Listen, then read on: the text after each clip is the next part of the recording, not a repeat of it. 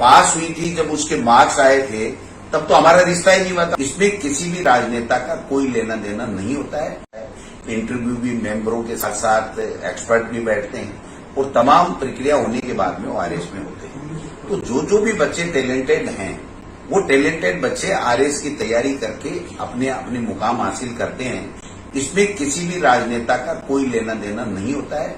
BJP के राज में भी आरएस की इंटरव्यू लिखती है, कांग्रेस के राज में भी आरएस की इंटरव्यूज होते हैं और वैकेंसीज निकलते हैं।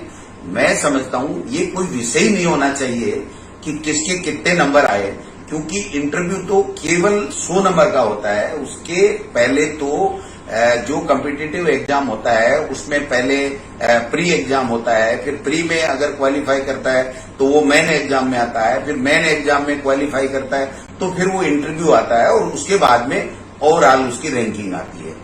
तो किसी के रिश्तेदार होने से, किसी के जानकार होने से, ऐसे होने से कहीं कोई न तो इंटरव्यू में नंबर मिलते हैं, न कोई यहाँ पर उसमें रिटन टेस्ट में नंबर मिलते हैं। ये तो केवल सोशल मीडिया का चलाया हुआ प्रोपोगंडा है। जो बच्चा डीयू दिल्ली यूनिवर्सिटी से टॉपर हो, जो बच्ची मेडिकल कर करके अगर अपना आरएस का मुकाम हासिल करना चाहती हो, आरएस बनना चाहती हो, और दो बच्चियों को गोद में लेकर के जो मेहनत करके जो बच्चे प्री और मेन एग्जाम पास करते हैं, और जो इंटरव्यू लेने वाले जो जज होते हैं, मेंबर प्लस और जो एक्सपर्ट हैं, वो सोच समझ के किसी के नंबर देते हैं। किसी का रिश्तेदार होने से, किसी का जानकार होने से या किसी के विधानसभा क्षेत्र का होने से कहीं नंबर नहीं होते हैं। मेरा बेटा अविनाश वो 2016 में पास हुआ था, उसके भी नंबर आए, वो भी आरएस बना है।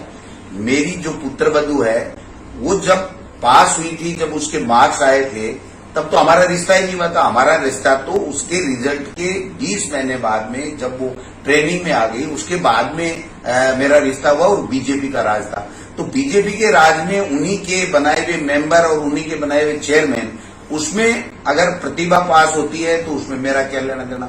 मेरा बेटा उस वक्त अगर आरएस बनता है तो उसमें दूसरे का क्या योगदान है, उसकी वो टैलेंटेड है तो होगा, उसमें कहाँ दिक्कत आ रही। और अभी भी चाहे वो कोई दूसरे प्रतिभा का भाई बहन हुए हों, हनुमानगढ़ में 5 सारण परिवार के जो बच्चियां हैं वो पांचों के पांचों आरएस बनी हैं, तो क्या उसमें कोई मेरे रिश्तेदार थे, क्या किसी के रिश्तेदार थे? तो ये इस तरीके का प्रोपोगंडा, जो लोग जिनका सिलेक्शन नहीं होता है वो लोग अपनी खीज मिटाने के लिए या डिप्रेशन के शिकार होकर के इस तरह की बातें करते हैं। और मैं तो कहता हूं कि ये जो आरएस की एग्जाम होती है वो बहुत ही पारदर्शिता के साथ में होती है, और राजस्थान में इस तरह की कोई परंपरा नहीं रही है कि किसी के कहने से कोई नंबर दे दे।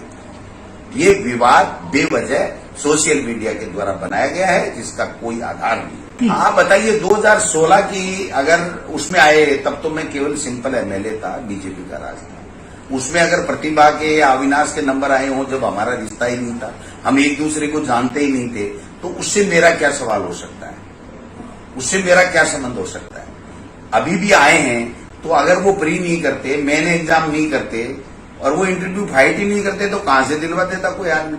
वरना तो मैं तो फिर मेरे विधानसभा क्षेत्र के तमाम लोगों को और मेरे सारे परिवार के लोगों को